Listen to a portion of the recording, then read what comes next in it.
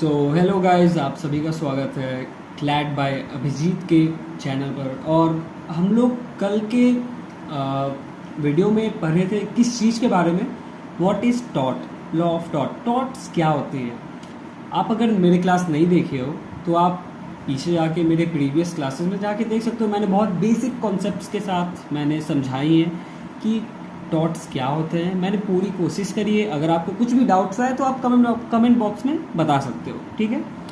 और मैंने जितनी भी चीज़ें बताई थी उसके बाद डैमेजेस की रेमेडीज़ क्या होती है, आज हम लोग वो कवर अप करने वाले हैं, ठीक है। तो टॉपिक आज का हमारा मेन ये रहेगा कि रेमेडीज़ अंडर टॉट्स क्या होती है, ठीक है। तो हम लोग पहले समझेंगे आज इस चीज़ को। देखिए, हमारा हेडिंग है रेमेडीज़ अंडर टॉट्स, ठीक है। सॉरी, थोड़ा पेन सही से नहीं काम किया, ठीक है, कोई बात नहीं। रेमेडीज़ अंडर टॉट्स, ठीक है। इसका इंट्रोडक्शन ये होता है, ये मैगजिम्स होती हैं, ठीक है। ये मैगजिम्स होती हैं, मैगजिम्स, ठीक है। तो इस चीज़ को ना आप अगर अभी आगे पढ़ोगे तो आप समझ जाओगे, धीरे धीरे धीरे धीरे सब समझ जाओगे कि क्या होता है, ठीक है। ऊबी जस ईबी रेमेडियम, ठीक है। एक आप समझ सकते हो कि ये भी एक लैंग्वेज ही होगा। इसका इंग्लिश में मतलब मैं आपको बताता हूँ, wherever there is a wrong act there is a remedy. कहीं भी कभी भी अगर रॉन्ग एक्ट या किसी को हार्म पहुँचाया गया है तो वहाँ पे उस आदमी के लिए कुछ ना कुछ तो रेमेडी होगा ही। अरे ऐसे कैसे हो सकता है कि किसी आदमी को मैं हार्म पहुँचा दिया उसके लिए और मैं कुछ रेमेडी ही नहीं है, तो फिर तो लोग तो सबको हार्म पहुँचाते रहेंगे। कुछ तो रेमेडीज़ रहनी चाहिए ना। तो यही हमारे इंडियन कॉन्स्टिट्यूशन में टॉट्स बनाया गया था कि कुछ तो अगर छोटा मोटा जो भी केस होता है या कुछ भी, अगर आप समझ लो, मैं आपको बेसिक तरीके से समझा रहा हूँ, कुछ भी कांड हो गया, कुछ भी हो गया, तो उस चीज़ के लिए भी रेमेडीज़ होनी चाहिए ना। कि अरे मेरे घर पे हर दिन तुम आके यहाँ पे जो कचरा कूड़ा जमा कर दे रहे हो, ये जमा कर दे रहे हो, वो भी जो भी होते हैं उन सब के लिए भी कुछ कानून बननी चाहिए ना। तो वही सब चीज़ होती है। Wherever there is a wrong act there is a remedy, ठीक है।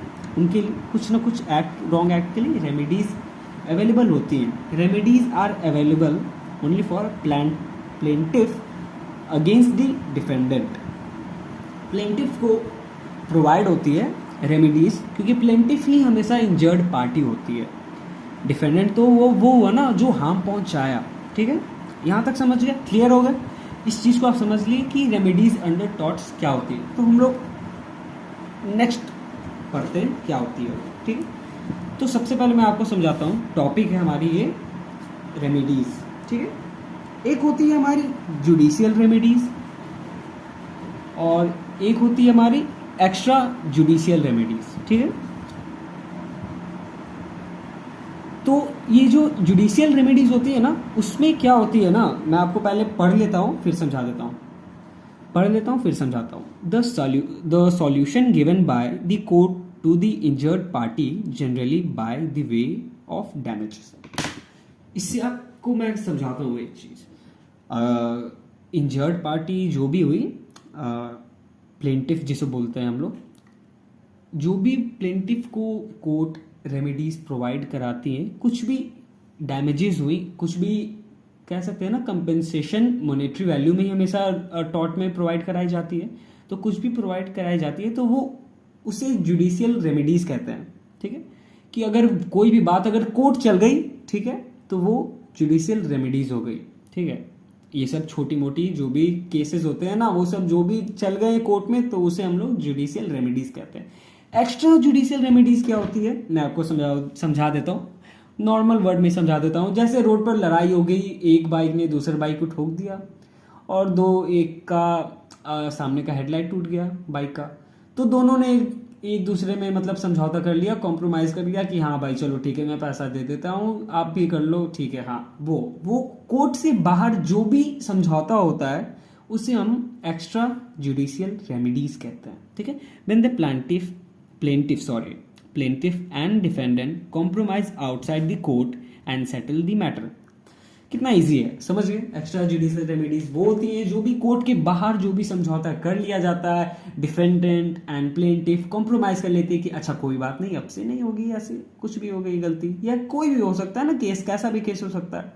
और जुडिशियल रेमेडीज वो होती है जो कोर्ट में पहुंच गई और कोर्ट आपको प्रोवाइड कराएगा जो भी कंपेंसेशन उस हिसाब से रहती है, ठीक है। तो ये रेमेडीज कैसे होते हैं मैं आपको और आगे चल के बताते हैं ये क्या होते हैं, बहुत इंटरेस्टिंग है ये चीज। चलिए देखते हैं जुडिशियल रेमेडीज होती क्या है। Judicial remedies are those which can be obtain by court as per its discretion. They can be in the form of damages और इंजंक्शन और स्पेसिफिक रेस्टिट्यूशन ऑफ प्रॉपर्टी। मैं आपको समझा दूं कि इसका मतलब क्या होगा। Judicial remedies are those which can be obtain by the court as per its discretion, ठीक है। जुडिशियल रेमेडीज वो हो गए कि कोर्ट जो भी फैसला सुनाएगा और जो भी हार्म देखेगा प्लेंटिफ को, जो इंजर्ड पार्टी उसको मिला, उस हिसाब से जो भी रेमेडीज प्रोवाइड करी जाएंगी, वो चाहे वो डैमेजेस में हो, इंजंक्शन में हो, चाहे स्पेसिफिक रेस्टिट्यूशन ऑफ प्रॉपर्टी में हो, जो भी प्रोवाइड कराई जाएंगी वो कोर्ट देता है। जो भी उसे कहते हैं हम लोग जुडिशियल रेमेडीज। जो भी कोर्ट प्रोवाइड करा दिया ना हमें रेमेडीज पैसा में सिंपली वर्ड में समझो पैसा में करवा दिया, उसे हम लोग जुडिशियल रेमेडीज कहती है। वही चीज जो कोर्ट में पहुंच गई उस चीजों को हम लोग कहते हैं। हम लोग डैमेजेस क्या होती है, इंजंक्शन क्या होती है, स्पेसिफिक रेस्टिट्यूशन ऑफ प्रॉपर्टी क्या होती है, सब कुछ समझेंगे। डिस्क्रिशन के मैं मतलब भी समझा देता हूं, according to the will of the court, ठीक है।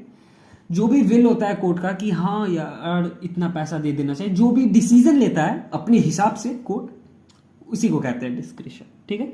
आपको ये मीनिंग भी समझ में आ गई होगी कैसे में, मतलब कुछ कुछ सीखते हुए रहना चाहिए ना, तो मैं उस तरीके से समझा दिया, ठीक है। जुडिशियल रेमेडीज वही हो गई जो कोर्ट में गई, कोर्ट जज साहब बोल रहे हैं, जज साहब देखे कैसा मैटर है उस तरीके से सॉल्व करने का सोचें कि चलो इस तरीके से सॉल्व करते हैं, इसका विल ये होगा 25,000 अच्छा कंपनसेशन कर देना होगा डिफेंडेंट को, प्लेंटिफ को ऐसा हार्म पहुंचा गया है, डैमेजेस कॉज हुए हैं, तो वो जज साहब डिसाइड करते हैं, उसे हम लोग जुडिशियल रेमेडीज कहते हैं, ठीक है। और एक्स्ट्रा जुडिशियल रेमेडीज क्या होती हैं वो हम लोग देखते हैं। The remedies which are available outside the court, ठीक है।